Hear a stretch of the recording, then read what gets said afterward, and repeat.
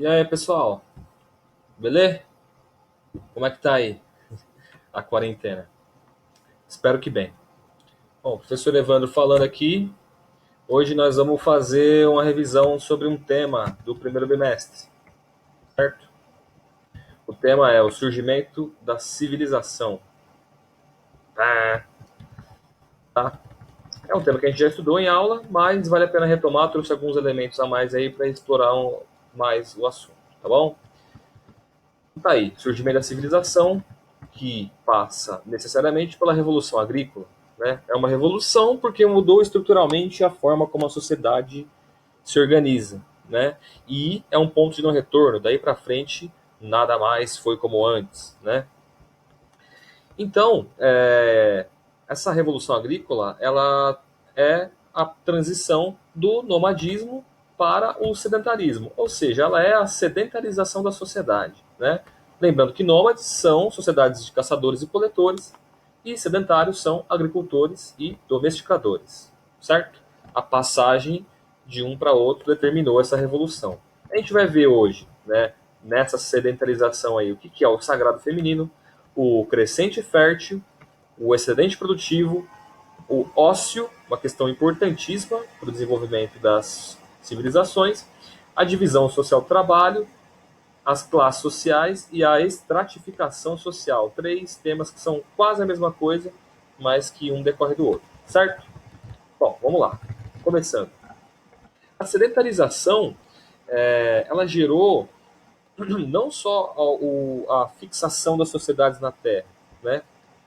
Tem mais, parece simples, mas tem muita coisa envolvida nisso, né? Por trás do fato do homem parar de sair para caçar é perigoso, né? Sair para caçar dá trabalho, pode levar dias, a pessoa pode voltar sem a caça, né? Enquanto isso, o cara que cria o animal, né, ou que planta os seus vegetais, ele tem isso disponível ao lado da sua casa. Isso fez esse sujeito que está trabalhando sempre ali, né? Essa pessoa que é uma mulher ali atrás, trabalhando sempre no mesmo lugar, desenvolver um sentimento de propriedade sobre a terra, porque a pessoa está dedicando um tempo da vida dela, né? Um esforço físico dela naquela região. Então aquela terra, ela desenvolve um sentimento de posse, ou melhor, de propriedade sobre o território. Né? E se você observar bem aqui, né, tem duas imagens, uma mostra o nômade aqui, né, se preparando para caçar ali um animal silvestre, e aqui os povos sedentários que estão trabalhando numa mesma região. Você vai perceber que nessa imagem as mulheres aparecem ali, né, realizando tarefas comunitárias. A mulher está mais associada aos trabalhos numa região, enquanto nesse período de transição o homem é que sai para caçar ainda, né? Então, assim, o fato da mulher estar associada a esse trabalho na terra levou muitos antropólogos, historiadores, a recolher uma enorme quantidade de evidências para dizer, quase que um consenso, quase um acordo geral entre todo mundo, de que a mulher inventou a agricultura. E ela inventou por uma questão material concreta da própria vida, né? Porque ela reconhecia em si mesmo uma geradora de vida e a terra também, assim como os animais, né, as fêmeas, né, olha, o animal ele produz mais animal, né?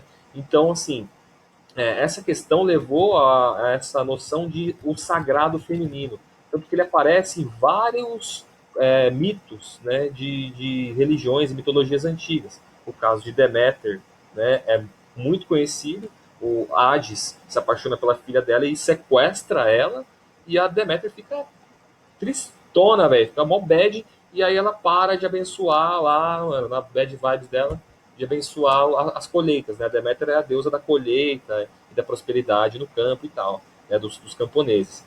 Quando ela deixa de dar bens, isso gera um problemão para os deuses, porque se os homens não plantam e não comem, eles morrem. E se eles morrem, eles não cultuam os deuses. E os deuses, por uma questão cosmogônica, dependem do culto. É o culto que fortalece os deuses, né?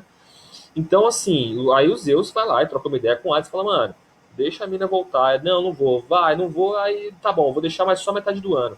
Então, metade do ano, a Persephone volta pra a mãe dela fica feliz e a colheita dá certo. Mas a outra metade do ano, o Hades prende ela e a colheita não dá certo. Isso serviu para os gregos explicarem, por exemplo, as estações do ano, né? verão, primavera, colheita boa, inverno, outono, colheita ruim. Por causa da Perséfone que não está perto da mãe dela, sabe? Mas pra você ver, a coisa do feminino, a mãe, a mulher, né? Envolvendo o trabalho na Terra. O mesmo caso, não o mesmo caso, mas muito parecido com o caso da Ísis, né? Que é a deusa que foi lá e depois que Seth, o irmão dela, matou Osíris, né? E esquartejou o cara e jogou no rio por inveja do poder que o cara tinha. Ela vai lá e recolhe os pedaços do corpo dele e dá a vida de volta pro cara, né? De novo, né? A mulher como um exemplo de geradora de vida, né? O mesmo caso da Nanamburuque, né? Que é representada pela lama, né? A lama por quê? Porque é a água, que é a vida, e a terra, que é a morte, né? Então, nesse caso, ela controla a vida e a morte, né? E é uma orixá, uma deusa que é representada como a mãe, né? Tem esse caráter materno, a geradora de vida, né? Não a mãe afetiva, mas a mãe geradora, né? A matriarca, né? E por isso que ela tem esse aspecto de velha, né? Uma pessoa mais velha, mais experiente e tal, né? E se a gente olhar para aspectos biológicos, de fato, a lama, né? O mangue é um lugar que tem uma diversidade é, biológica muito gigantesca, né? Ali tem várias espécies surgiram ali, né? Por último, tem a questão aqui, nesse é o caso mais emblemático, né, que é o caso da Pachamama, que tem até uma iconografia dela aqui representando isso. Né, você pode ver, né, a mãe geradora da vida. E no caso dos Aymara, na Bolívia, aqui, né, na mitologia americana, representa isso. A terra como uma entidade sagrada materna. Né? Tanto é que aqui tem um rito anual, né, que os Aymaras praticam até hoje, que é abrir um buraco na terra, ou seja, abrir um buraco na Pachamama e devolver para ela o melhor da sua colheita. Né? Aliás, isso de devolver o melhor da sua colheita, a sua melhor oferta, existe em várias mitologias. Né? Bom, passando da questão do sagrado feminino, a gente vai para o crescente fértil aqui só para localizar no espaço. Né? O crescente fértil é uma região do Oriente Médio, né, que abarca aqui, né, a Mesopotâmia, né, a Fenícia aqui, né, cidades fenícias, e o Egito também. Né? A região que é chamada de crescente fértil, porque alguns mapas, né, principalmente mapas antigos, delimitavam esse território como se fosse uma lua crescente. Né? E fértil porque é muito fértil, tem uns rios aí, certo? O Nilo, o Eufrates e o Tigre. Bom, ao passo em que a mulher vai lá e inventa a agricultura, né, essa questão do sagrado, e promove para as sociedades sedentárias o acúmulo de comida, né, isso gera um excedente produtivo. Não só porque acumulou comida, mas porque isso gerou ócio. Né? Está aqui descrito aqui embaixo. O ócio é a capacidade de ficar algum tempo refletindo e pensando em novas formas de organizar a produção e de organizar a vida também. Né? Então, assim, conforme o cara não tem mais que sair para caçar, ele tem tempo de sobra para pensar em, mas como que eu posso colher melhor? Né? Por que o céu é azul? Por que as coisas caem para baixo ou não caem para cima? Por que esse machado dura só uma semana? Vou trocar, ao invés de fazer com pedra, vou fazer com aquela outra pedra ali. Entende? Então ele vai pensando, putz, por que eu não. Por que aquele telhado tá vazando? Meu, e se eu trocasse e colocasse um outro material? E por aí vai, né? Uma questão importante. Ao passo que tem esse excedente produtivo, tem material acumulado, tem gente pensando em outras coisas, isso vai gerar o que a gente chama de divisão social do trabalho. Se tem comida guardada, estocada, você precisa saber quanto. E para saber quanto, você tem que anotar. E para anotar, você precisa escrever. Isso, né, o excedente produtivo, ele gerou um enorme avanço para a sociedade, porque ele fez surgir a escrita, por exemplo. Né? Fez surgir a matemática, porque para você saber quanto tem ali, você tem que quantificar, né? Quantificar, né? O quântico é próprio da matemática, né? De saber quanto, né? Então, para isso surgem aí, ó, né, pessoas como os escribas, que são funcionários que eles escrevem, né? Essa a tarefa deles. Tem um poder gigantesco os escribas. ele pode controlar quanto, quando, o que é produzido, né? Os astrônomos, que são pessoas que estão tentando organizar o tempo e o espaço olhando para o cosmos, mas também olhando para baixo, né? E calculando o espaço, que são os astrônomos são ao mesmo tempo matemáticos, né? Eles são os primeiros matemáticos, né? Porque é o cara que inventou, por exemplo, a geometria. Você calcular a área, você saber quanto de terra pertence para cada camponês, qual é o direito dele sobre quanto, né? Os vizires, que são, né, no caso egípcio, como se chamam os militares, as pessoas que defendem o território de ataques nômades, por exemplo. Né? O nômade vai olhar, ver um monte de boi bonito, gordo ali, e não tem a noção de propriedade que os sedentários têm, e vai lá e tenta caçar. Né? O sedentário vai ver isso como um roubo e vai organizar uma força militar, tanto para fora quanto para dentro da sociedade. E os sacerdotes, né, que são aqueles que organizam a vida religiosa e ideológica do mundo antigo. Né? Porque o líder dessa sociedade, ele não é só o rei, ele não é só o faraó, ele não é só o imperador da Babilônia, ele também é visto como um rei Deus, né? Por isso seus principais sacerdotes, funcionários aqui são sacerdotes. Aí você pode perceber que aqui eu inverti de propósito, né, a ordem das classes sociais, né? Coloquei aqui os sacerdotes, que são os mais poderosos dessa sociedade, depois os militares, depois os matemáticos, escribas, e por último os artesãos, que têm algum poder ainda, mas, né, são trabalhadores ainda. E aí tem os camponeses e os escravos, que são esses que realizam as principais tarefas, principalmente no campo. Certo? Aqui tem, né, para falar sobre a estratificação e as classes sociais, tem esse artefato aqui, que ele representa, é um artefato encontrado na cidade de Ur, e ele representa as classes sociais aqui, né? Nesse caso, as classes sociais laboriosas, né? Os trabalhadores. Dá para perceber pela imagem, né? Pelo como eles estão representados aí. Aqui embaixo você percebe que tem muita gente trabalhando com poucos animais, né? Ou seja, eles têm poucas condições para adquirir um animal e realizar a tarefa por eles. Aqui em cima você percebe que tem mais animais, né?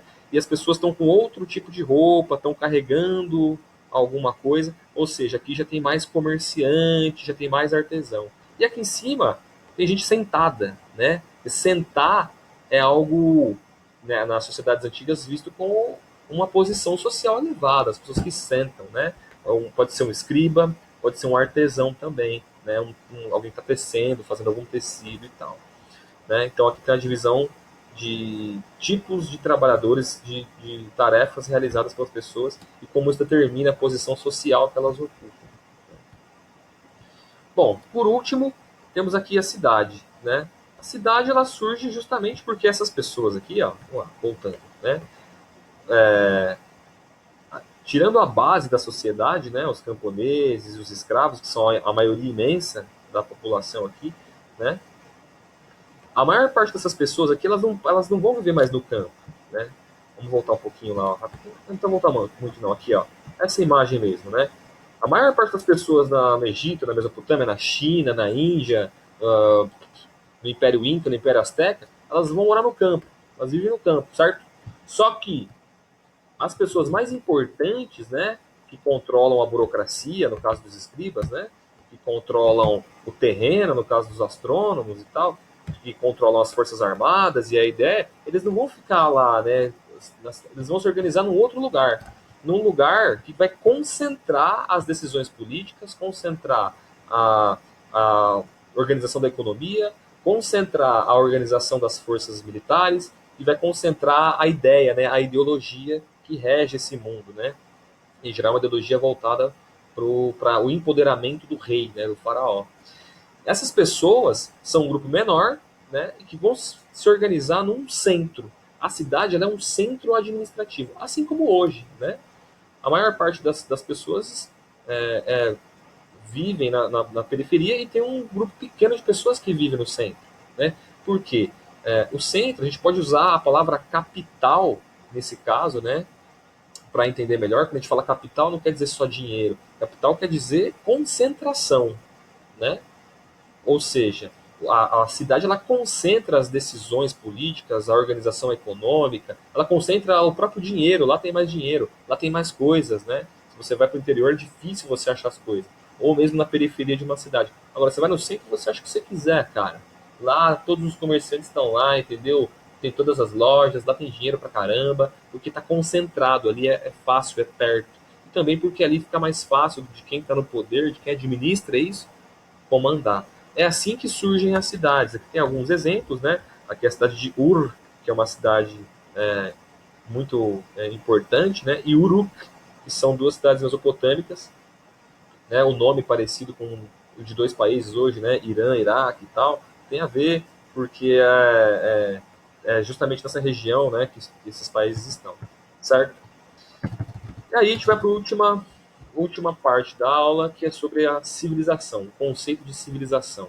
Ele é um conceito problemático porque ele gera uma série de preconceitos. Se a gente fala hoje, o que é uma pessoa civilizada? A gente é levado àquele que, não, civilizada é a pessoa que sabe viver em sociedade, que tem o trato polido, né? Que fala bem, que é bem educado, blá, blá, blá, blá, blá. E o que não é civilizado? Essa pessoa não é nem civilizada, não sabe conversar, não sei o quê. Mas não, isso é uma visão preconceituosa que vem desde a antiguidade, né? Os romanos fizeram questão de dividir isso, e os gregos, né? Principalmente, fizeram essa distinção aqui, ó, civilização versus barbárie, né? Para dizer, nós somos civilizados. Não, eles são bárbaros, né? Numa perspectiva de dizer assim, nós somos uma sociedade mais bem desenvolvida. Tal. Infelizmente, esse tipo de preconceito ele existe até hoje, né? Que é um preconceito baseado nessa ideia de superioridade do desenvolvimento político, econômico e social. Mas na verdade não, né? A palavra civilizado, tecnicamente, ela remonta à palavra cidade, aquele que dispõe da cidade, né? Ou seja, aquele que vive na cidade, é o cidadão, principalmente depois do pós-revolução francesa, né? O conceito de cidadania para o povo apareceu. Mas a origem da palavra é simplesmente civita, né? Do latim, que significa o quê? O que é uma pessoa civilizada? Uma pessoa que vive numa sociedade complexa organizada como uma cidade. Ponto. Tem pessoas mal educadas que não sabem viver em sociedade, que são mal educadas e que cospem no chão, e vivem em cidades. E elas são civilizadas. Da mesma forma que tem pessoas não civilizadas que são super bem educadas, sabem viver em sociedade, têm um aspecto coletivo muito mais profundo do que nós que vivemos em sociedade. Um exemplo clássico são os índios. Né? O índio ele tem um aspecto mais próximo, né, disso que a gente acha que é civilizado, e não é, do que o que a palavra realmente significa. Né? Assim, dizendo de outra forma, existem povos nômades, no caso dos nossos índios aqui, berberes, né, tuaregues, aborígenes na Oceania, que não são mal educados, não cospem no chão, não maltratam as pessoas, sabe? Mas não são civilizados.